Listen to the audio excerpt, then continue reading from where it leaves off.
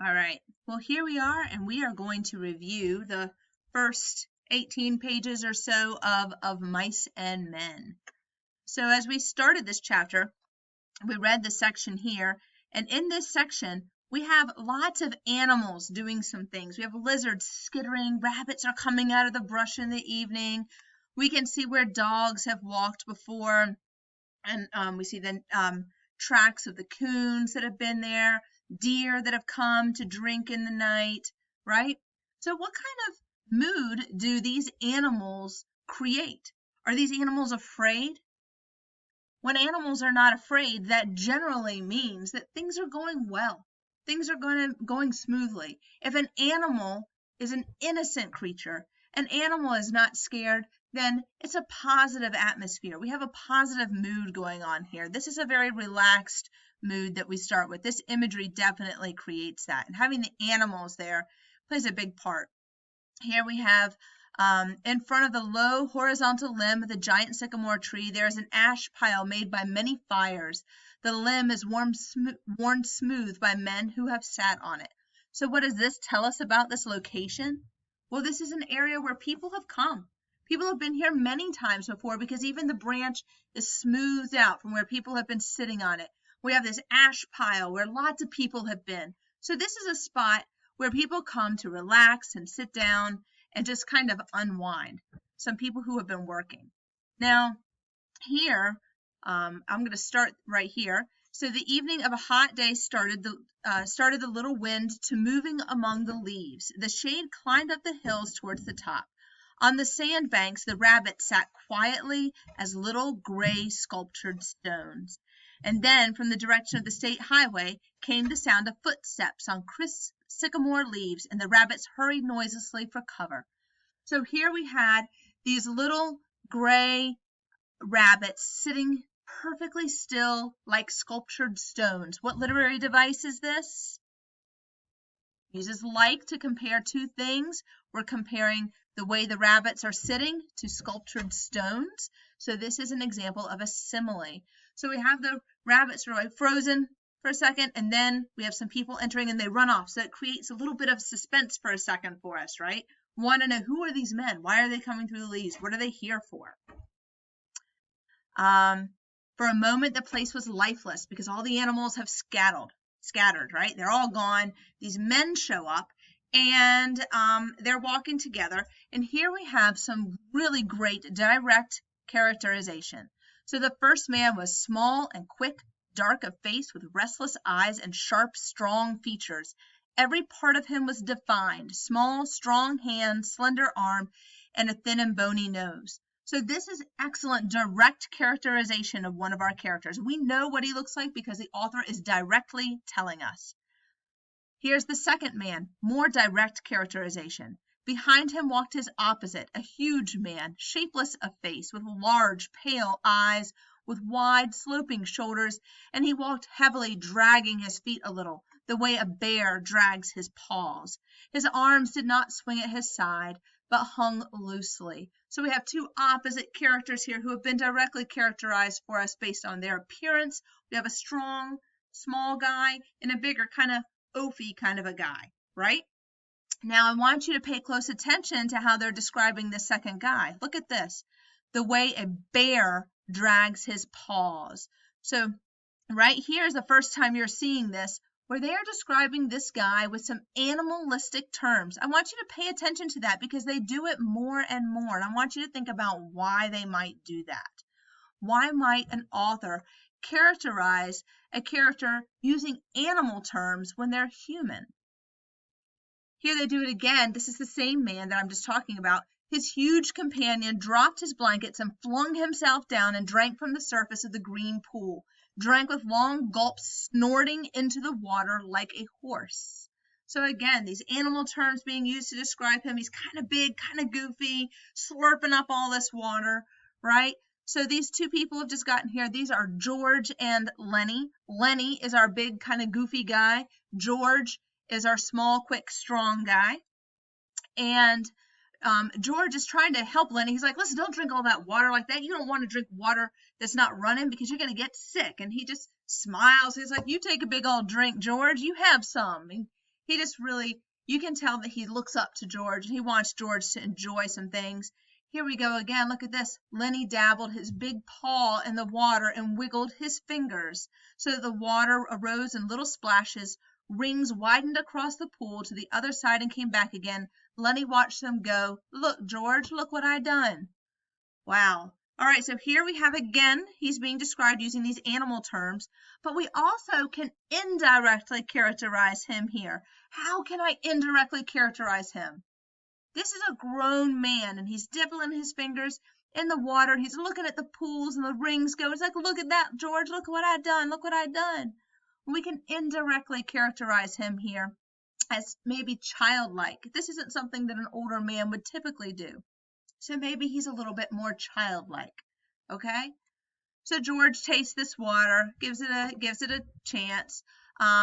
Lenny's watching George as George decides to kind of sit down, and he imitates him. He pushes himself back, draws up his knees, pulls his hat down, just like George. So we can also indirectly characterize him here as someone who admires George. He looks up to George, right?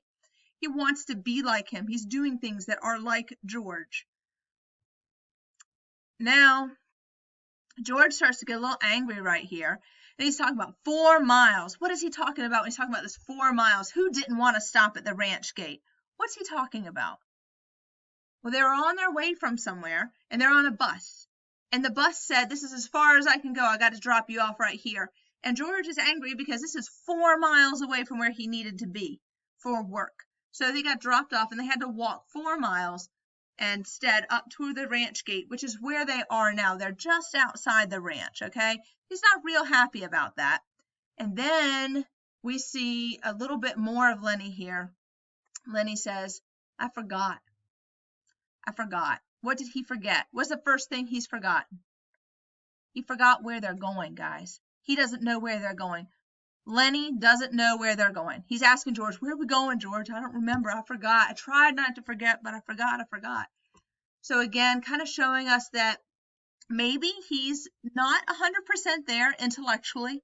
Maybe he struggles intellectually in a few ways, and George is sort of trying to help take care of him. He's a little harsh with him. You know, some of his words are a little harsh, but you got to think, we're in the Great Depression times. We've got 2 older men, and they're walking along. This is how they talk to each other. These are working men, okay? Now, Lenny doesn't remember much, but what Lenny does remember is about some rabbits, right? He starts bringing up the rabbits right here. I tried to highlight rabbits every time I saw it because this is showing up again and again. So this would be one of those signposts that you would make again and again. Rabbits. Why do the rabbits show up again and again? What might this be telling us? And we can answer that question as we get further into it. But when you get to the end of this reading, you 100% can answer it, that the rabbits are a vision that he has for his American dream, for his future. This is something that he is really looking forward to, okay? So here is where we've got George explaining to Lenny where they're going, right? It's like, you remember going to Murray and Reddy's, and they gave us work cards and bus tickets, right? So he has to tell Lenny where they're going because Lenny can't seem to remember. So what is Murray and Reddy's? Who figured that out? Anybody? Okay, so Murray and Reddy's is one of these work depots, and what they do is the men have to go, they get in line, and they get a work card, and when they get their work card and their bus ticket, they go to different ranches and they perform work there. This is how people were getting jobs during this time. So Murray and Reddy's is one of those places, and that's where they got the cards. And do you think George let Lenny carry his own work card? Absolutely not. He says it right here. He says, you never had none, you crazy bastard. I got both of them here. You think I'd let you carry your own work card? Of course not, because George is looking out for Lenny. This right here is good indirect characterization of George. He knows that Lenny can't hang on to it, and so he's doing it for him. It shows that he cares about him in some way, right? That seems to make Lenny pretty happy. And he's messing around in his pocket, and George looks at him sharply. See this right here? He says, what'd you take out of that pocket? He says, ain't a thing in my pocket, he says cleverly. What does he have in his pocket? What is Lenny carrying around in his pocket, guys? That is right. It is a mouse. It is not a live mouse, it's a dead mouse. And Lenny claims he did not kill it, that he found it dead. So why would a grown man carry around a dead mouse in his pocket? This indirectly characterizes him yet again for us, right? We can see that he's definitely not the same as other men his age. This is not something that a 40-something-year-old man would typically do. And why does Lenny say he wants to carry this mouse in his pocket? Because he wants to pet it.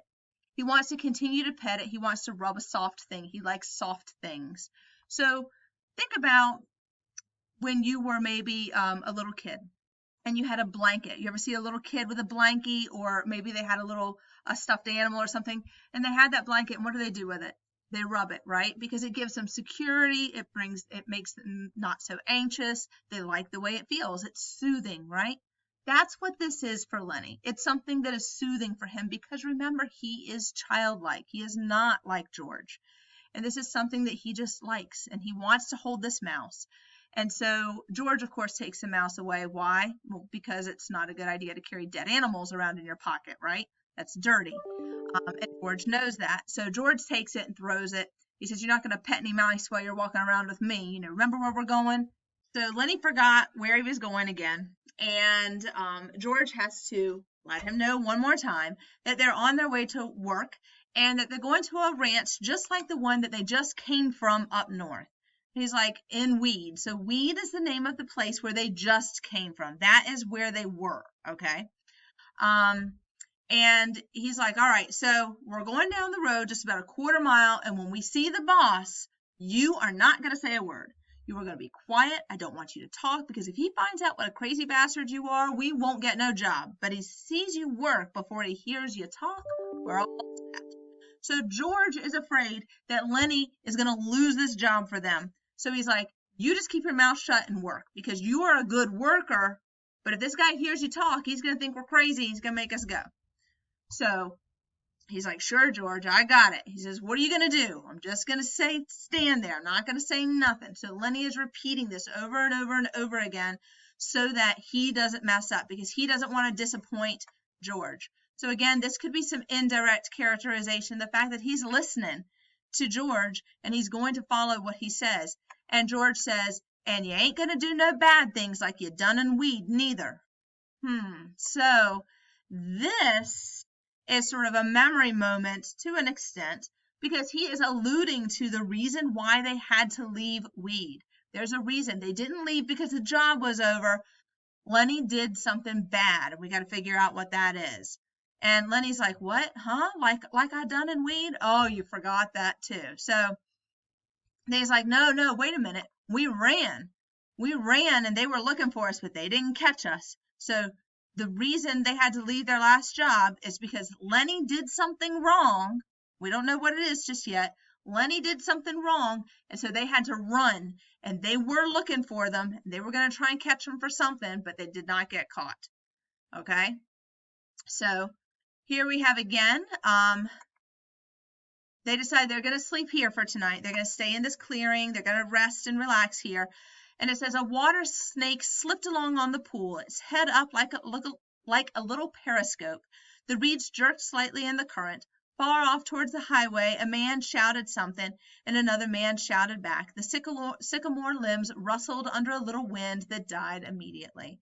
So here we have some more imagery. We have this. The water snake slipped along on the pool, its head held up like a little periscope. Here's an example of a simile. So if you were missing some literary devices, this is one that you could have put. And other than just liking it, why is George having them stay here tonight? Right? They could walk a quarter mile. They already walked 4 miles.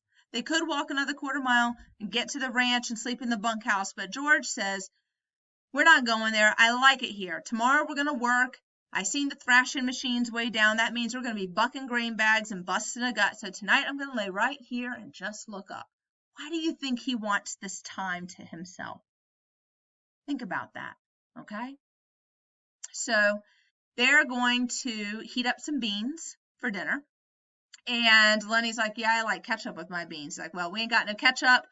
You go get the wood. Don't fool around. Come on back. So Lenny lumbers off to go and get the wood. and he comes running back through the bush with a little teeny tiny stick in his hand. And George sits up and he says, all right, give me the mouse. He's like, I ain't got no mouse. But he does. That's exactly what he did. It's like a little kid with his mind set on something. He ran out there and got that mouse that George threw before, picked it up, put it back in his pocket. Of course he got caught doing that because, one, George could hear him sloshing around in the water for it, but two, he comes back with just that little twig, right? So he has to give that mouse to him, and then slowly, like a terrier who doesn't want to bring a ball to its master, Lenny approached, drew back, and approached again. George snaps his fingers, and at the sound, Lenny lays the mouse down in his hand. So again, here we have Lenny being described as an animal, as a terrier, right, who's bringing something to his master. Lenny is bringing something to George. I want you to kind of keep this in mind as we continue through this story, okay? And he's like, the mouse ain't fresh. You broke it petting it. You're going to get another mouse that's fresh. I'll let you keep it for a little while. So what do you make of their relationship? Does George care about him or not? Did you find some evidence up there? You should be able to find some evidence somewhere in there letting me know whether or not George cares for Lenny. You make up your mind on that. Keep on going. We've got Lenny is remembering his Aunt Clara, although he just called her the lady. But that was his Aunt Clara, and she used to give him some mice. And then when the mice would bite his fingers, he'd pinch their heads, and of course they'd die. She gave him some rubber ones, and he wouldn't have anything to do with it. So he's got this thing with mice, right? So again, that's another again and again. The mice and the rabbits. Here goes. I wish we'd get them rabbits pretty soon, George. They ain't so little. Like, I won't be able to kill them. They're not so little. And George gets a little mad. He's like, you ain't to be, no, to hell with the rabbits. You ain't to be trusted with no live mice. Your Aunt Clara gave you rubber mice and you wouldn't have nothing to do it. It was no good to pet. So, why is all this talk about the mice and rabbits and petting them? Again, I think that this is that soothing thing, showing us that he is, he's like a younger person, but in a big body. Okay. So they get the wood, they're cooking up the beans, and as they're cooking up, now George has walked 4 miles today. He's taking care of Lenny. He has to keep answering Lenny's questions. He has to keep telling Lenny where they're going. He has to keep getting this mouse away from him. And they're cooking the beans, and Lenny's like, I like them with ketchup. Well, they don't have any ketchup. And George explodes. George absolutely goes off the deep end right here. And he says this, and he says it again later. If I was alone, I wish I was alone so I could live so easy. I could get a job, go to work, and no trouble. He just explodes here. He said, anything you say, anything I say we got, you want something else. You do bad things, I got to get you out of it, right? And he just keeps on going. You keep me in hot water all the time. And then here's where he gives us a clue as to what happened in Weed, right here. He says, you just wanted to feel that girl's dress, just wanted to pet it like it was a mouth. Well, how the hell does she know you just want to feel her dress? She jerks back and you hold on like it was a mouse. She yells and we got to hide in an irrigation ditch all day with guys looking for us. And we got to sneak out in the dark and get out of the country. Okay, so what happened in Weed? What happened was Lenny just loves these soft things, and he's petting some girl's dress, and the girl doesn't know what the heck he's doing, and she freaks out, and he freaks out, and he grabs onto it, and she screams, and then it becomes this big deal, and all the guys are looking for him because they think that Lenny was trying to do something bad to the girl, okay? So they had to run. That is why they had to leave. And finally, George's rant kind of dies down. He's not so angry anymore. And he starts to cool out a little bit. They start to kind of make up here. George stares morosely at the fire. I want you to kind of look at some of these words I've highlighted and see if you can use your context clues to figure out what they are. Now, Lenny, although we have established that his intelligence might be a little bit less than, he still can kind of play the game. He looks at George. He sees that George feels bad for yelling at him. He says, George, you want that I should go away and leave you alone? And George, of course, is like, where are you going to go? Like, you would starve. You can't even do that. You know, I didn't mean it. He's like, I've been mean, ain't I? So he's apologizing here. And Lenny keeps going, if you don't want me, I'll go off in the hills. I'll find a cave. I can go away. And so Lenny's sort of playing the game here. All right. He sensed his advantage. Here's a line right here of text that lets us know that he does know what he's doing. Okay. Just like a little kid. A little kid knows just when to cry to break his mom's heart. Right. And George even says your Aunt Clara wouldn't like it if you were running off by yourself, even if she is dead. So George feels this sense of obligation to kind of help Lenny and keep him safe. And he says, well, tell me about it. Tell me about what? It's about the rabbits. Well, here's this rabbits thing again. So this, guys, this is the way these two people are different from everybody else in the book. Okay? He says, now tell how it is with us. So guys that work on ranches, they're the loneliest guys in the world. They got no family. They got no place to call their own.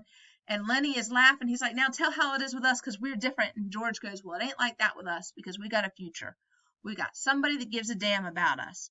They care about one another. This is what makes them different because they have this dream together. They know where they're going. They have this dream. And here is the dream, right? He says, I got you to look after me and you got me to look after you. And that's why we're different. Now go on, George. And they keep talking about this dream that they have. And they're going to get a little house somewhere together someday, get a couple of acres, a cow, some pigs. They're going to live off the fat of the land. And here's Lenny's big dream. Lenny's big dream, they're going to have rabbits, right? Oh, how important is that to Lenny? They are going to have rabbits, and he is going to tend to the rabbits in the garden, in the cages. And if it gets raining out one night or one day and they wake up, they're just not going to go to work that day. They're going to hang out. This is their dream. This is the American dream for these guys. Okay? Really, really important. So I want you to think about this dream. I want you to reread this section. Tell me 100% what is their dream. Is this something realistic? Do you think that they could make it with this dream? What are your thoughts? Lenny is asked again, what are you going to do tomorrow? He remembers. I'm going to keep my mouth shut. But now we've got a little bit of words of the wiser here. Now, even though George isn't that much older than Lenny, we know that he is wiser. He says, look, Lenny, I want you to look around here. You can remember this place, can't you? The ranch is a quarter mile up the river that way. Sure, says Lenny, I remember. Didn't I remember I wasn't going to say a word? Of course you did. Well, look, Lenny, if you just happen to get in trouble like you always done before, I want you to come right here and hide in the brush. Whoa, so we've got these words of the wiser telling him what he needs to do. One, don't talk with the boss. But two, if you get in trouble, this is where we're going to meet up. You're going to come back here. You're not going to say a word to nobody. Okay? And this is also a good example of something else. Another literary term starts with an F. I know you can figure it out. Okay? So they talk about that. The fire kind of dies out. They lay down. Tomorrow morning, they're going to get up and they're going to go to the ranch. So this is the end of that first chapter.